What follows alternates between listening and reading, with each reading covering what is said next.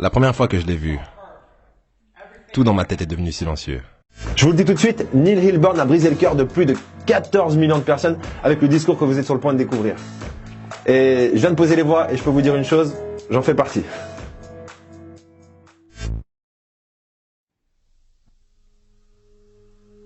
La première fois que je l'ai vu, tout dans ma tête est devenu silencieux. Tous les tics, toutes les images qui s'actualisent constamment ont tout simplement disparu. Quand vous êtes atteint de troubles obsessionnels compulsifs, vous n'avez pas de moment de tranquillité.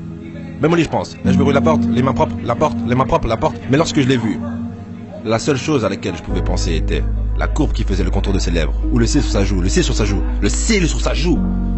Je savais que je devais lui parler. Je lui ai demandé 6 fois, en 30 secondes. Elle a dit oui à la première fois, mais aucune tentative ne me paraissait bonne. Alors j'ai dû continuer. Lors de notre premier rendez-vous, j'ai passé plus de temps à trier mon repas par couleur que de manger, et même que d'avoir une putain de conversation avec elle. Mais elle a adoré ça. Elle aimait que je dois l'embrasser 16 fois pour lui dire au revoir, ou 24 fois si on était mercredi. Elle adorait que ça me prenne une éternité pour rentrer à la maison, car il y avait beaucoup de fissures sur le trottoir.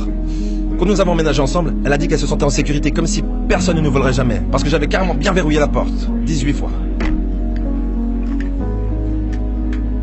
Je regardais toujours sa bouche quand elle parlait, quand elle parlait, quand elle parlait, quand elle parlait, quand elle parlait, quand elle parlait. Quand elle a dit qu'elle m'aimait, sa bouche se recroquevillait sur les côtés.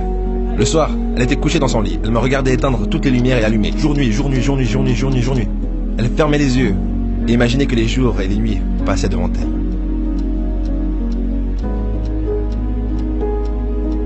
Certains matins, je l'embrassais pour lui dire au revoir, mais elle partait rapidement parce que je la mettais en retard pour le travail.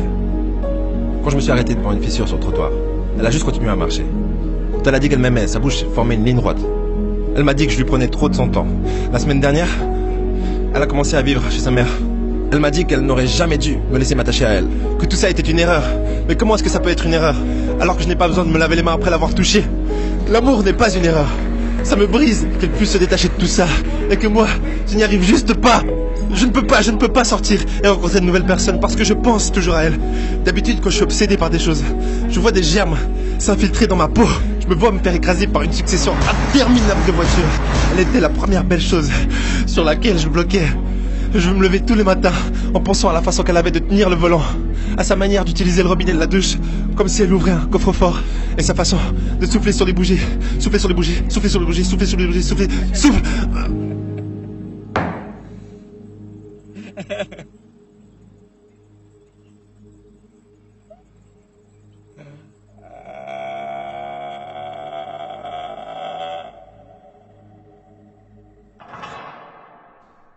Maintenant, je pense juste à qui d'autre l'embrasse.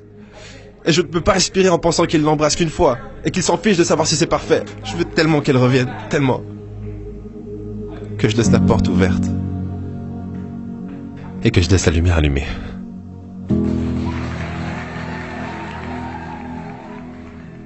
C'est presque flippant de réaliser le nombre de points communs que j'ai avec Neil Hilborn. Mais j'imagine que vous arrivez aussi à vous identifier à ce genre de comportement obsessif. Et d'où vient-il? Ça s'appelle déjà le trouble obsessionnel compulsif. Et ça consiste à avoir énormément de pensées, comme tout le monde d'ailleurs, qui vont dans tous les sens, comme tout le monde d'ailleurs. Le problème, c'est que si vous croyez à la véracité de vos pensées, vous êtes mal barré parce que vous pensez tout et n'importe quoi dans une journée. Et inconsciemment, vous vous associez à certaines pensées en les jugeant « Ah, ça c'est vrai, ah ça c'est vrai ». Mais si par exemple, vous avez plein de pensées de merde et que vous vous associez à ces pensées, que vous acceptez cette pensée comme la réalité pour vous, ça peut que être compliqué. Donc la solution n'est pas la gestion des pensées, mais la solution est votre réaction face à ces pensées. Parce que ces pensées génèrent des émotions. Et si vous êtes capable de rester assis sans bouger alors que vous avez une émotion forte qui prend le dessus sur vous, à ce moment-là, vous êtes au contrôle de qui vous êtes et pas contrôlé par justement ces idées, ces pensées qui passent comme ça et qui vous prennent avec. Maintenant, pour ceux qui n'ont pas encore téléchargé le livre Motivation, Kit de survie, ça fait longtemps que je l'ai pas fait. Tuer le confort, votre vie en dépend, c'est dans la description, ça se passe.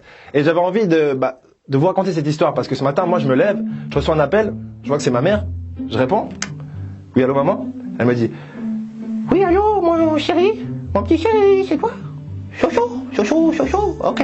Alors, j'étais sur YouTube, je scroll down, et après, je vois une vidéo, c'est marqué, Sony, escroc, point d'interrogation, agent entrepreneur, j'ouvre la vidéo, et là, je je vois que ce jeune homme raconte, il s'appelle Philippe d'ailleurs, il raconte tous vos secrets de la réussite.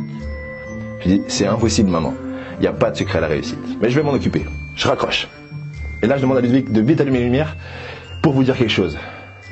Allez faire un petit clin d'œil à Philippe qui essaie de faire décoller sa chaîne. C'est juste un petit kiff de donner un peu de force aux gens qui nous entourent. Donc si ça vous intéresse, son analyse qui manque de contenu mais qui est juste sur certains points, allez-y, j'ai plus d'air putain. Et au prochain épisode. L'opinion que les gens ont de vous n'a pas à devenir votre réalité.